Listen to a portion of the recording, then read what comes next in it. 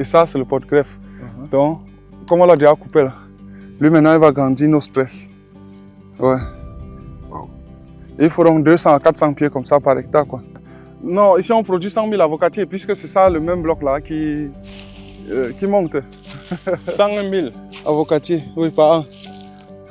Et les 100 000, c'est pratiquement pour des superficies importantes, parce qu'on livre quand même 3 pays, le Gabon, Congo, Guinée équatoriale.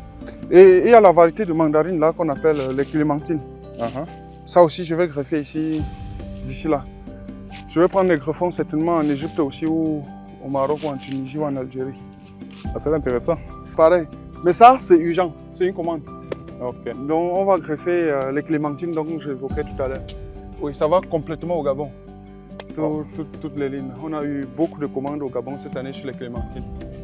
Mais ce qui est intéressant ici, c'est les oranges.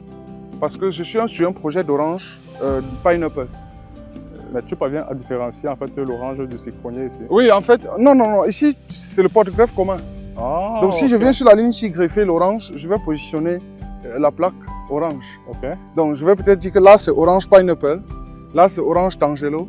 Là, c'est orange Valencia. Là, c'est orange Thompson. Parce qu'on va greffer 4 ici. De base, c'est quoi ici? Ça, c'est ce qu'on appelle les citrus volcamériennes. Donc, c'est la souche mère du lemon. Ouais. On extrait les pépins et on l'appelle donc porte-greffe universel des agrumes. Oui. Et on vient donc sur ça greffer tout ce qu'on veut. Tu sais qu'au Cameroun, actuellement, on importe beaucoup d'oranges au quotidien. Là-bas, au marché Fundi, on décharge approximativement 1000 sacs toutes les semaines. Venant d'où? Nigeria. Le Nigeria nourrit le Cameroun en orange. Et puis même, c'est une variété d'orange qui n'est pas très appréciée. Le Valencia. Bonjour à tous et bienvenue sur ma chaîne YouTube. Moi, c'est Joël Kamté. Et aujourd'hui, je suis avec monsieur... Kana Ivaris, donc voilà, on va dire entre parenthèses pépiniériste. Ok. Ouais. Donc aujourd'hui, nous sommes en fait dans ta pépinière, comme tu l'as si bien dit. Voilà, c'est ça. Et ici, je vois qu'il y a plusieurs variétés. On va commencer en fait avec ce qui est devant nous. Ça, c'est quel plan? Donc là, c'est des mangues. C'est ce qu'on appelle globalement des porte-greffes. Porte-greffe. En principe, on va faire le greffage d'ici le mois de décembre, janvier. Et on a 3 variétés à greffer ici. Donc, on va greffer la mangue Kent. D'abord. Quelle origine? Côte d'Ivoire. Ok. Ouais, les greffons vont quitter la Côte d'Ivoire pour la mangue Kent. J'en aurais besoin. Ouais. Bien sûr. J'en aurais besoin. On va greffer également la dame améliorée du Cameroun. La dame? La mangue dame. Toujours pour le marché local ou pour le marché extérieur? Oui, surtout pour le marché local. Pour des gens qui veulent des petites superficies. Parce que ça, globalement, c'est 20 000 plantes. Donc, ce que je vois ici, actuellement, c'est là qu'ici qu'il y a ça ou c'est aussi en haut? Non, c'est ce bloc-là. 20 000 plantes. Oui, c'est ce bloc. Donc, la Kent, la dame et... Palme. On va également greffer la palme. Celle qui est un peu longue là. Ouais. Complètement verte. Elle est très belle. Mais quand elle est mature, elle devient toute rouge. Oui, c'est ça. Et cela, en fait, est assez important sur le marché européen. Ah, aussi? Ouais. Parce que tu sais, les Européens mangent avec les yeux. Donc, plus un fruit est coloré, mieux pour eux. Mais la dame, par exemple, sur le marché européen, ça ne passe pas. Oui, bien sûr, bien sûr. C'est vraiment pour le marché local, la dame. Mais les gens sollicitent beaucoup plus Ken quand même. L'essentiel de nos clients au marché? Non, ils ont vu dans la télé Ken est bien. Et puis, ils s'intéressent à cultiver Ken. Ouais. Donc ici, on va greffer beaucoup plus de Ken que les autres. Et sur le plan en fait, du marché, la clientèle par rapport en fait, à ces greffons aussi, la cible est déjà obtenue. Donc, tu sais à qui tu vas vendre ça ou c'est précommandé quoi? Globalement, non. En général, ce que nous faisons ici, c'est qu'on fait 200% de ce qui est commandé. Ça veut dire que si on enregistre au cours de l'année 2025 des commandes de 10 000 plantes, alors on produit en pépinière 20 000. Oui, ceci véritablement pour satisfaire d'autres clients qui viendront après. Parce que, toujours est-il, les gens ne sont pas aussi habitués à la précommande. Donc c'est pour ça qu'on essaie de produire dans l'optique de mettre un ajout pour véritablement satisfaire tout le monde. Avoir aussi l'option qu'il pourra avoir les pertes. Donc, ouais, aussi, pour pouvoir tourner dans le chiffre. Oui, aussi. Et hormis en fait cette culture, de mangue. Qu'est-ce que nous avons encore ici en pépinière? Globalement, le deuxième bloc, si c'est l'avocatier. Donc là, c'est aussi des supports, mais les plastiques blancs là, c'est les greffages qui ont déjà commencé. Donc ici sans plastique blanc, c'est le support. Oui, c'est ça. Et ici, c'est avec le greffon. Oui, c'est déjà greffé ici. Donc en principe, chaque fois que la commande est passée, on greffe. Ok. Mais en appliquant la même technique de double. Donc les deux lignes là, c'est greffé en ACFT. ACFT. Oui. Mais tout le bloc qu'on va voir plus haut, ce sera Botset, Ixon et Anahem. Botset, Ixon, Anahem. Bon, à ce niveau-ci, en fait, je vois que peut-être ici, là, on a la A sur la fouette. Ouais. Mais celui-ci, en fait, après descend, qu'est-ce qu'on a fait? En principe, dès qu'il va bien prendre, on va l'éliminer comme on a éliminé ici. C'est-à-dire qu'on va couper pour ne laisser grandir que ce greffon-là, qui est associé ici. Ouais. Et donc, celui qui va croître. Et finalement, tu vois, progressivement, quand il se développe, progressivement, on vient annuler le porte-greffe, le porteur. Okay. Donc, l'avocatier, c'est vraiment notre filière phare ici. On produit vraiment des quantités extrêmement intéressantes. Mais pour greffer, il faut attendre combien de temps que le porte-greffon grandisse? En général, ici, on greffe après 8 mois. Après 8 mois? Oui. Wow. On greffe après 8 mois. Donc, tous les plantes là ont déjà 8 mois et un peu plus. Et le porte-greffon fait combien de temps sur la plante? En principe, quand on a fini le greffage, après 2 mois, forcément, le greffon sera déjà développé. On coupe. Parce que l'idée, maintenant, là, c'est de pouvoir faire le greffage dès maintenant jusqu'en décembre, janvier. Et puis, on arrête pour lancer la seconde phase. Parce qu'on va planter d'ici mars, avril, mai. Et il va falloir que les porte-greffes soient déjà, que les greffons soient déjà quand même assez développés, quoi. Et pour mettre au sol, donc lorsque on installe le greffon, on coupe le porte-greffe. Bien sûr. Non, nous-mêmes, on le coupe avant. Vous le coupez avant? Oui. Et après combien de temps on peut maintenant aller repiquer? En principe, 3 mois. 3 mois. Oui. Donc, comme je greffe en janvier, par exemple, c'est pour livrer à partir de février, mars, avril. Donc, on va planter en mai. En mai. Oui. Donc, et c'est pour ça que généralement, les commandes sont très nécessaires. Parce que les variétés, ici, on va greffer en principe 16 variétés. 16 variétés d'avocats? Oui.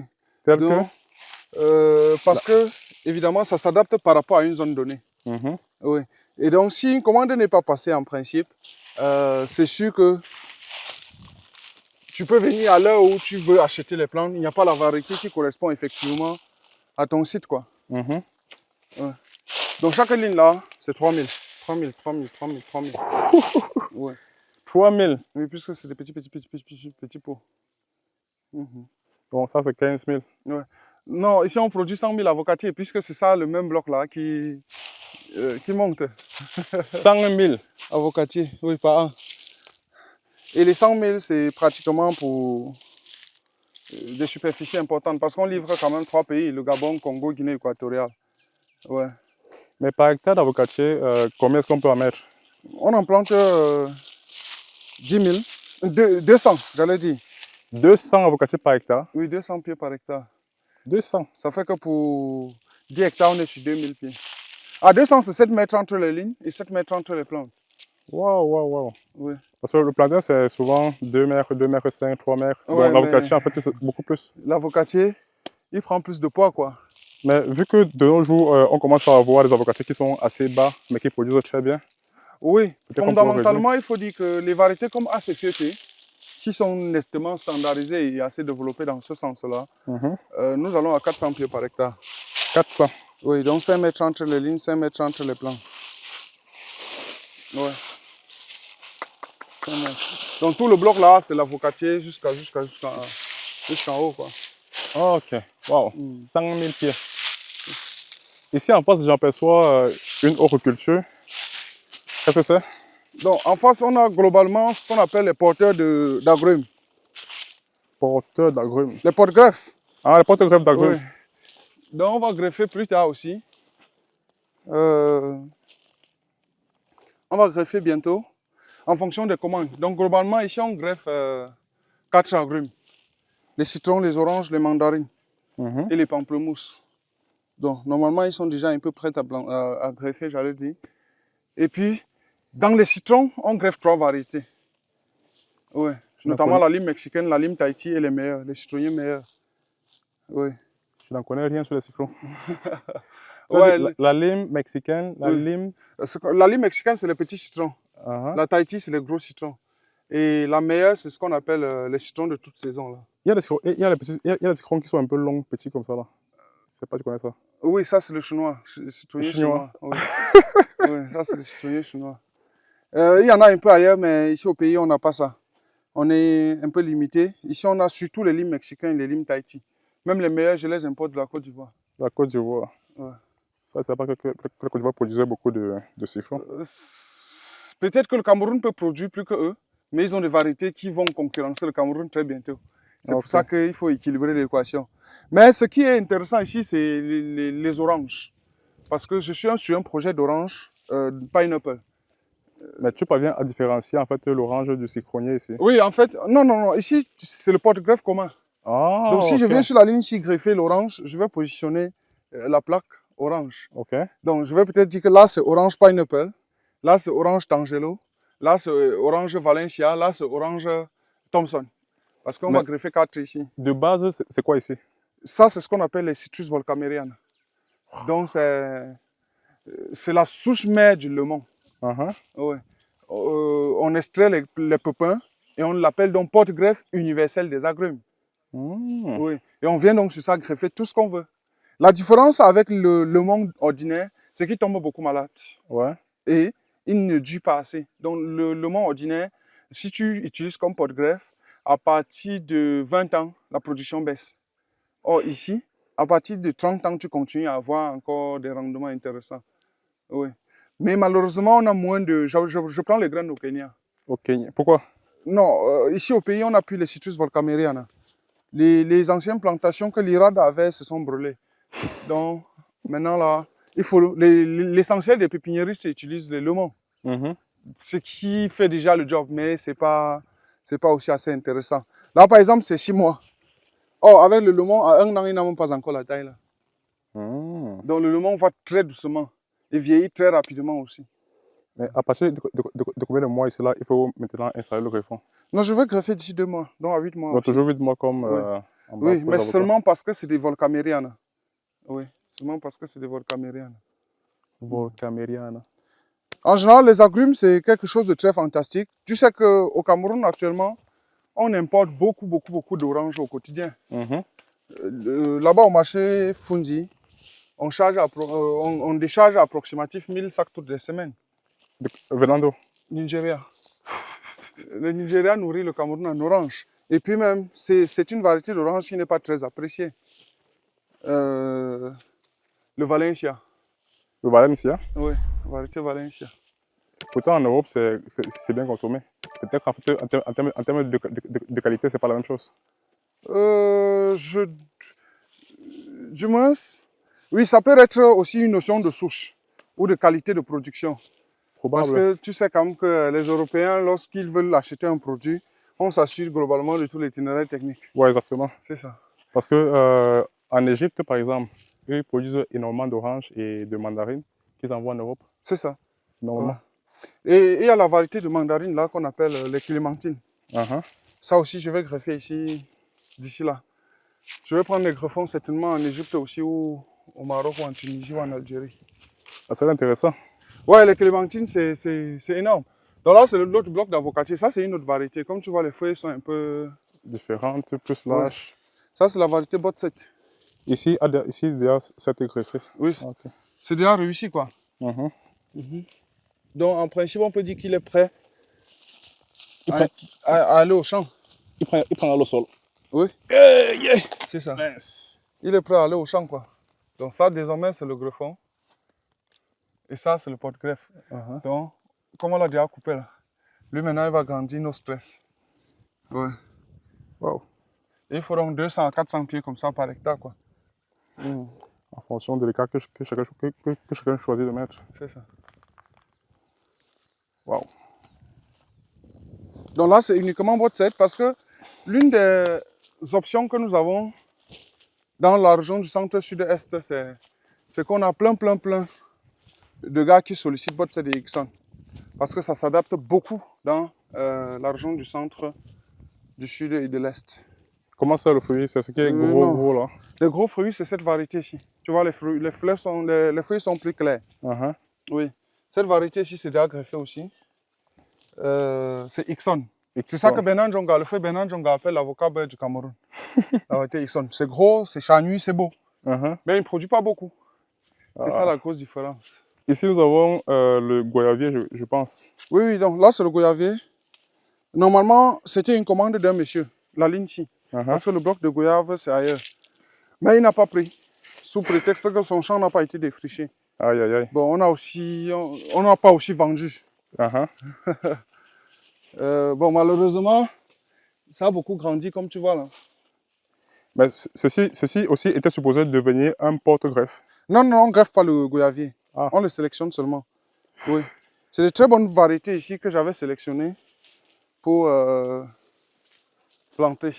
Mais c'est en fait le goyavier blanc, goyave blanche ou rouge? Non, c'est les deux. Il y a les deux variétés là. Le goyavier blanc et rouge. Mais je suis en train de traiter un dossier pour importer au Cameroun les goyaviers thaïlandais. Ça produit à 6 mois. Moi, j'ai eu à voir en fait des goyaves qui viennent de l'Inde qui sont énormes.